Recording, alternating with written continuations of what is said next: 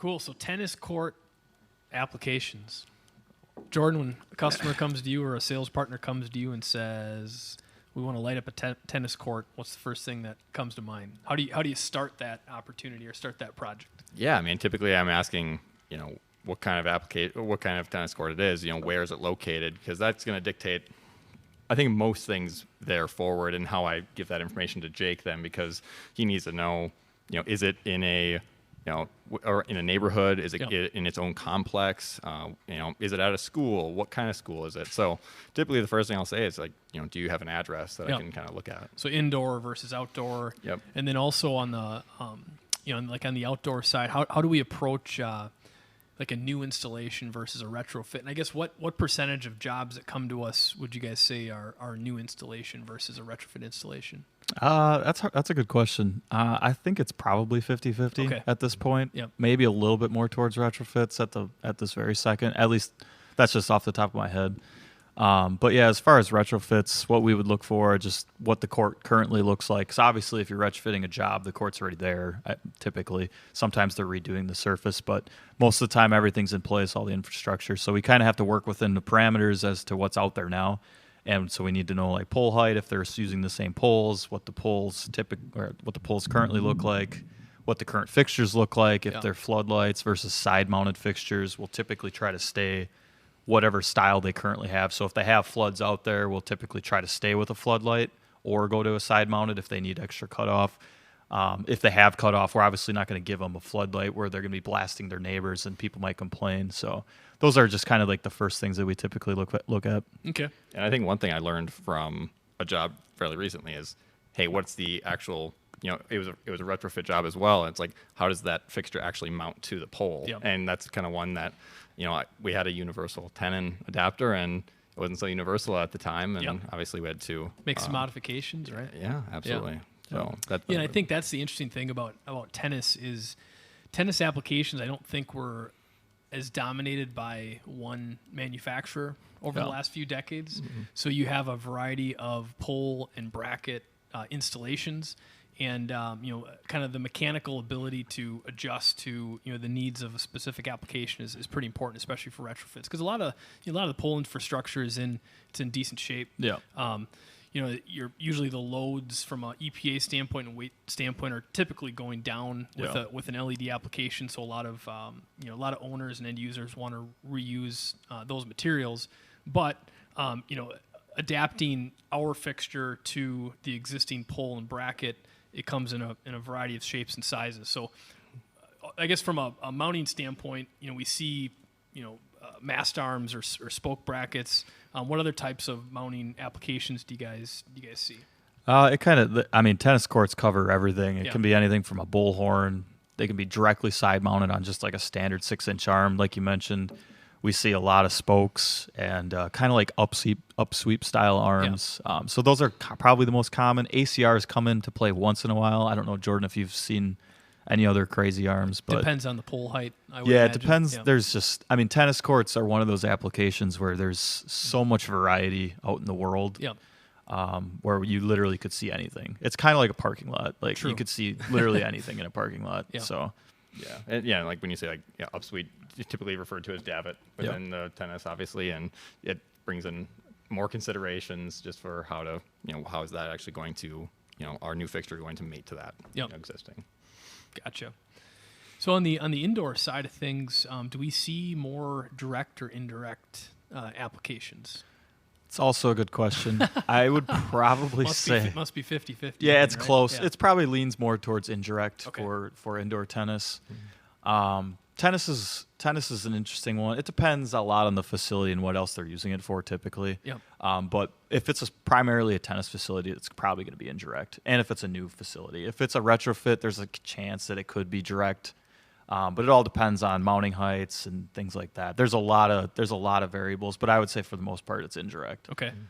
Yeah, I think the only time we're seeing a lot more direct is down in like the southern states, is they have like half covered facilities, and in those those instances, we are doing some indirect ones. We actually have a job going right now that is indirect, but then also we're seeing, when they're multi-use, basketball, volleyball, things like that. So in that case, you're actually missing some of the walls. Right. So indirect is less effective. Yeah, it's a little less ideal because you lose a lot of light coming out of the walls where the walls should be. So mixed use, you mentioned basketball, pickleball the last few years is just exploding. I think we've done some indoor pickleball jobs, and we also see a lot of existing tennis courts that are being retrofitted to pickleball.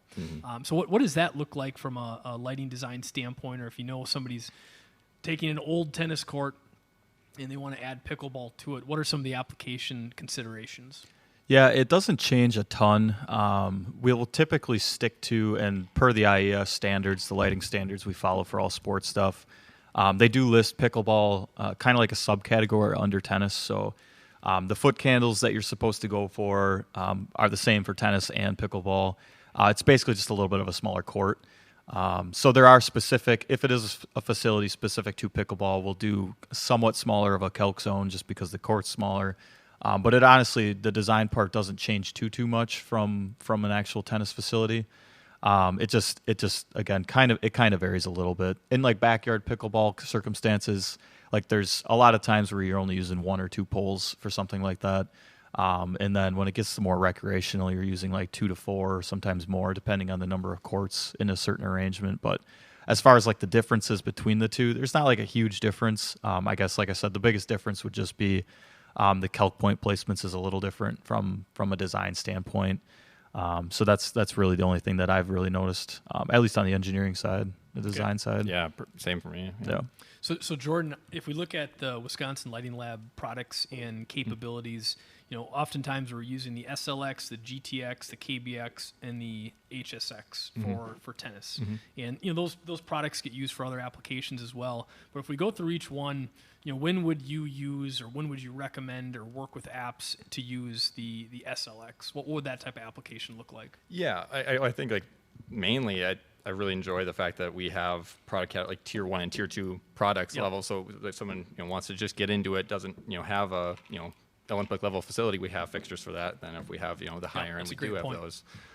So with the SLX, it's going to be the more budget-minded, more lower mount heights. I'll say that because it is a static fixture, as Jake and I would say. So it's mounted at 0 degrees. It's a full cutoff fixture, not different than a directional fixture. So anything 25 feet generally or lower, we're going to use something like that, and it's just very budget conscious model. And we seem to use that one a lot too for pickleball courts or smaller applications, or even crazy end user houses and things like that where they have in the backyard. And but yeah, I would completely agree. It's a nice contractors are used to working with products like that. It's got standard mounts, standard pole mounts, slit fitter mounts, trunnion mounts. It looks like an area light. We've got 8 or 9 different optical packages in that one. So yeah, that's a great way to get in the game. GTX. So you've used GTX on a few applications. Where would you use that one? Yeah, same sort of thing. It's just gonna be generally taller mount heights, higher outputs, things like that. So, typically if we're looking for 20 or 30 foot candles, 30 is generally the lowest that the IES will recommend. But I think the biggest thing is light quality is much more important than actual light levels. So if we can light this recreational backyard court phenomenally at 20 foot candles, we're going to do that every day. When we need to step up to 30 and 50 foot candles, we're going to use the GT because that output and the optical abilities that we have from that fixture. Is glare as much of an issue with tennis if the poles are placed properly, or is it still an issue regardless of pole placement? It is kind of an issue all the time with tennis, just because generally the poles aren't super tall. It depends on the facility a little bit, but you never want to put poles directly behind where people are serving and hitting from. So that's why you oftentimes see them on the sides. There are exceptions. You can always go higher poles behind the hitters, the serving area, to kind of offset that, but it's not necessarily ideal. So it really depends. Honestly, like we haven't had any real big complaints about glare, especially if it's like a static side-mounted fixture. It's full cutoff. You're not going to see too many issues. The issues when you do run into issues, it's typically if you're running 16 to 20 foot pole and your fixture is tipped up at 45-degree angle, and you have like a type 5 optic on there, and you're kind of just trying to flood the area like you would maybe just like a general flood on like a parking lot or something like that. That's where you would run into any type of glare issues. We do see that somewhat often for like backyard sports projects, and the customers are always aware that there is that trade-off. Yep. There's a trade-off of using a type 5 optic and tilting it versus using something static mounted and a little bit taller of a pole. There's just a glare trade-off. It just is what it is, and they're always aware of that. Our sales team's good about making them aware of that. So, I mean, glares, if it's side-mounted, glare is never really an issue. Yeah. Cool. Yeah, and then we have two more product families that are pretty common for tennis. One is the HSX and one is the KBX. The HSX, correct me if I'm wrong, but that's used a lot when it's replacing other fixtures that look like the HSX, so other sports lighters. That fixture has the aesthetic of your classic, classic sports lighter. People really like the aesthetic of that one. Mounting options are very, very common. Same mounting options. Where else would we use the HSX? We have used them on some. I've seen them used in like some indirect lighting applications. I don't know if that's necessarily something that we would do with our HSX, but it is a potential. Yeah. But a lot of times when you're working with HSX, it's going to be It's going to be larger facilities, 2 to 4 courts, probably, maybe even more than that, where you're working with 40 to 60 foot poles. The poles are up and out of the way of people's vision. The and light source is going to be it's angled like a flood application. Yeah, it's more like a typical sports application at that point, True. right? So you're working. I mean, you could compare it to like a football field. Like obviously, it's not going to be as big as a football field, but it's a smaller version of that. That's where you're running into where the HSX and then even the KBX would be used, which would be the next tier up, basically. And then Jordan, with the KBX, I know so Jared did a job in Pennsylvania over the summer. Looked really, really nice. I think it was a retrofit. Actually, I think new poles, new poles. KB6s to light it to 50-foot candles. Yeah. Yeah, we've got a really nice brochure for that particular job. I think it was 5700 Kelvin, 80 CRI. Just the court, really, really looked nice. But with the KBX, we do get requests for remote power for tennis applications. Kind of, what does the decision tree look like when it comes? Tennis application comes in. It's a higher class.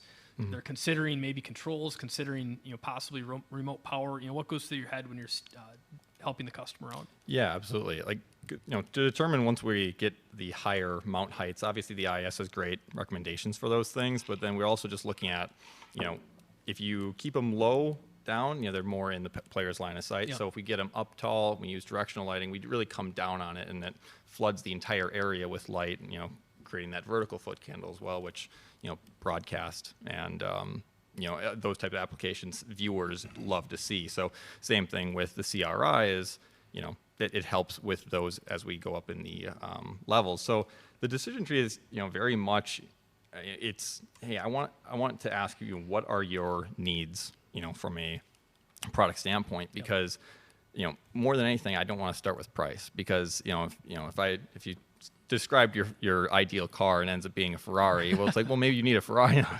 But you want to understand their application, because we do have options and solutions where other manufacturers might have one one size fits all.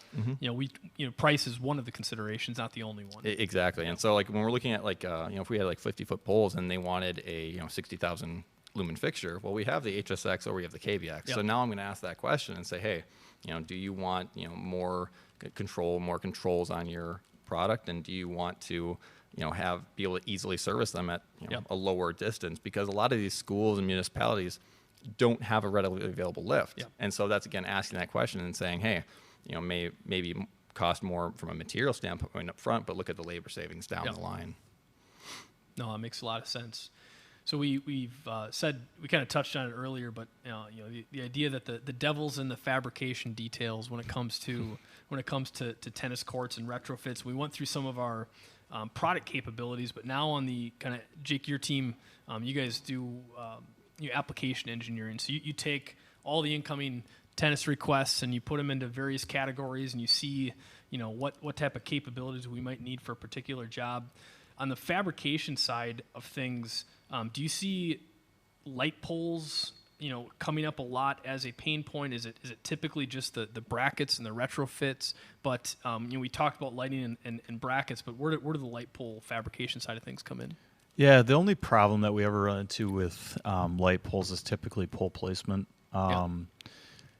There's a lot of issues with pole placement, specifically with tennis, because oftentimes we're working with shorter poles, and when you have shorter poles, you typically want them as close to the playing surface as possible, but you don't want them directly on the court because that's actually obviously a big hazard for people. So when you have like a court where there's two courts side by side, it gets a little tricky because in a perfect design world, we would have a pole in between those two courts, right in the middle. And there's probably nothing preventing someone from running into that pole, or even if a contractor would have to dig up that surface to put the pole in there to do trenching, things like that. That creates a lot of issues on its own. But from a design standpoint, that's like a perfect scenario where we would potentially put a pole is like in between the two courts. And if we have to replace an existing pole, we have custom base fabrication. We can match existing anchorage in the same way we can match existing bolt patterns on the bracket side. Have you seen applications where we raise the pole height? Or I guess we wouldn't be able to raise it, but we could potentially lower and add poles. Yeah, I've seen some circumstances where like the anchor bolts themselves were poured directly into the surface of the tennis court. Okay. So there was no like footing. Yep. Because again, like they're trying to keep everything as minimal as possible on the playing surface. Yep. So they'll put a pole up and maybe wrap it with some type of like padding or something like that. So I have seen that. So the bolts were literally poured into the concrete of the playing surface, and we had to match that. So something like that could definitely come up. And obviously with our custom base plates, we can match pretty much anything that would be out there in the world. So cool. It wouldn't be too much of an issue. But yeah, pole placement is probably the only real big thing that comes up on the pole side of things, at least from an application standpoint. So fabrication-wise, we've got the light pole considerations, the bracket considerations. On the lighting and design side, we have flexible options for the customer. We can do controls, zones, things like that. We can do remote power. Another thing that always comes up when you are retrofitting old infrastructure is power quality. Or lack thereof. Or lack thereof. It's a lot of these tennis courts could be decades old. They were designed for HID infrastructure. LED lighting is solid state lighting. It's basically a computer at the top of the pole. With pole heights typically being a little bit lower, there's not as many risks with power issues. But do we see it come up? Do we see customers and contractors and our sales partners mindful of some of these issues, or do we continue to educate them as time goes on? Yeah, it's slowly getting better, but it's a very slow process of improving. I think contractors, end users, anyone in the food chain, they're starting to realize what they need to do to make sure they properly protect their investment. But it is always going to be a struggle, especially with retrofit jobs where they have a tennis court that's been out there for 30, 40 years. A lot of tennis courts that are used, a lot of tennis court projects that we do are in areas like Florida, where they have the most lightning strikes in the United States. And not that they all necessarily need to be local to that tennis court. It doesn't have to be a direct hit. It doesn't even have to be a hit within a mile. It could be a hit the grid 10 be miles affected. away. Exactly. So it's just one of those. It's a difficult thing because the existing lights would have always been able to absorb those hits because they just don't operate in the same manner. So it is getting a little bit better, I would say. Or with the existing lights, there was a expectation of maintenance baked in. That's true. Where with LED, for better or for worse, a lot of people at least have their mind made up this is going to last forever. And in certain indoor applications, they do. And we've had our high bay lights, our LED high bay lights at our facility in Fond du Lac up for 5 years. We have never even replaced a driver. So it's there are under the right circumstances, they will last forever. In most circumstances, in most even. Like that's true. It is pretty rare to have issues with the LED lights. It's just when there is an issue, it seems to be a constant issue at the same job site. And with sports, it gets compounded because of ease of access or lack thereof, the mounting height of the poles. But as Jordan was mentioning before, having remote power options for some of these higher pole heights, even for tennis, could be a good option, because the alternative is go fix your power grid, which is likely going to be significantly more expensive than putting drivers down near the base of the pole. Yeah, and I think the reason why maybe it's taking some time to educate everybody is that, if you look at the industry, maybe you could say 80 to 85% of the industry is indoor lighting. And those aren't the same considerations as or even nearly the same amount of power as each individual outdoor fixture is. And so that's been a big talking point with our sales partners and everybody else, is that, hey, this isn't the same animal as a twist and fluorescent retrofit.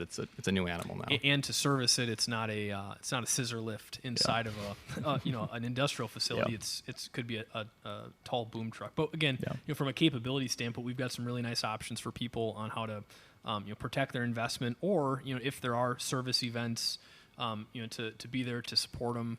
The way that our KBX system is architected, we have that each individual fixture and driver can be serviced, as opposed to concentrating them in a bank of fixtures. So that helps with service events. And also, if there is a power quality audit, or if the engineer that's specifying the job has questions, we can be a part of that too. Yeah, for sure. Yeah, and even when we do mount fixtures at 20, 25, 30 feet, which, that's you're not going to get up there with a ladder. Yeah. It's nice that once you do get up there, it's toolless entry. I've seen people try, though. Climb up the pole. Ladder up against the light pole. Yeah. But it's nice once you get there, it's toolless entry, and it's very easy to maintain, even if you don't have that budget for onboard or remote. Well, we'll kind of end with just a quick review of indoor. We talked a lot about outdoor. Jordan, you mentioned that in some of the southern states, like Florida, they're having kind of mixed use quasi-indoor outdoor facilities, which is cool. We see a mix of indirect and direct. I guess like field houses, or we've done some university applications. What's a typical mixed use for indoor? Do they mix tennis and other sports, or I guess you have once you have courts set up on the inside, maybe it's difficult to have mixed use, or what do you guys see for like university mixed use? Yeah, I mean, they'll use a field house for anything. Like some of the field houses, they have, typically when we get any type of drawing of a field house, they'll have it lined out as to what exactly is all going to be done inside the field house. So they'll have 3 basketball court lines. They'll have, in between that, they'll have volleyball. And inside of that, they might have tennis. And that's where some of the zones and the control options and things for sure. come in. Yeah, and that's when we recently did a layout for. It was in Iowa, where there's a walking track around it, and it's the weirdest looking architectural thing. And it was like definitely a 50s or 60s child of like just figuring out new shapes. And they're like, oh, okay, let's. Those try are the cool ones. Yeah, interesting. Yeah. And having to like have your main basketball court, then you had 2 tennis and full length basketball courts on the side, and then in between those they'd move the bleachers out of the way, and you had volleyball. Yeah. And so Jake was sitting there, I think, with like 27 different optical configurations. But it's one of those things where, like, do you light the whole field house to the same foot candles, or do you concentrate specific areas, and then do you use like wireless controls to basically like you have scene, like you said, you have different scenes for every different sport. Like you could do it both ways. And kind of like the way that you typically would settle on in the past, at least, is just everything is lit to the same amount of light. So like if you have a field house, it's just 30-foot candles across the whole thing. But now it's like always on. Right, and it's always on. And now today we can do some pretty fancy things with our controls. But if the field is not variable on the inside, if it's just mixed use and it's static, I would think that would lend itself to having different configurations on the ceiling. Yeah, and it's one thing too that we can kind of, and what we did in this Iowa facility is we were able to kind of play around with some different optic configurations and set up scenes in ways that were like, this would dim 50%, this would dim a little, this would like brighten, actually increase in brightness, and then you'd have like 50-foot candles on just the basketball court, and it'd be like 20 or 10-foot candles around the entire area, create like a stage effect like you would typically want for some type of basketball event. So we have the capabilities to pretty much do what the end user wants us to do at this point. It's just always trying to translate and figure out exactly what they look, what it looks like. Where the focus should be, right? Yeah, where the focus should be. I mean, there's possibilities. It's sometimes tough to stay. It is. Stay focused. Yeah, for sure.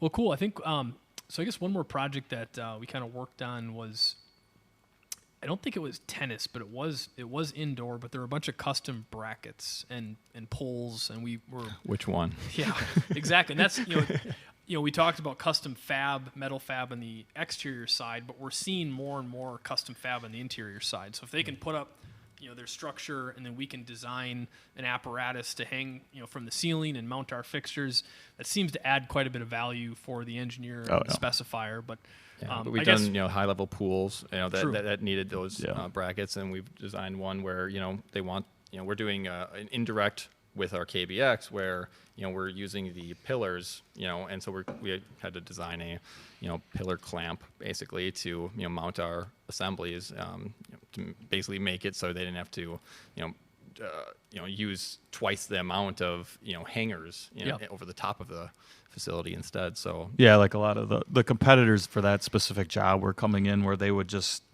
they probably didn't have a good solution for the mounting, but it would have probably looked like some type of safety chain type of thing where they hung every single fixture down individually. But with our custom capabilities, like fabrication, we're kind of able to do things in groups, so it's a little bit easier on the install. We also can we can also fan the lights out. We can do aiming with the lights to make sure that no spots are missed. Make use of optics. Exactly. Concentrate the assembly, but then spread the light out. Right. Yep. Exactly. And now it's so much easier to service, install, everything. Yeah, it changes the game for the installation team because they can pretty much assemble one arm, one assembly, put it up on the wall, and then they just move on to the next one. It's not constant. It's not putting 20 individual fixtures up. It's four groups of fixtures of 5. So it changes. It helps a lot. Cool. Well, thank you very much, guys. Thank you. Thank you. Good talking, man. Absolutely.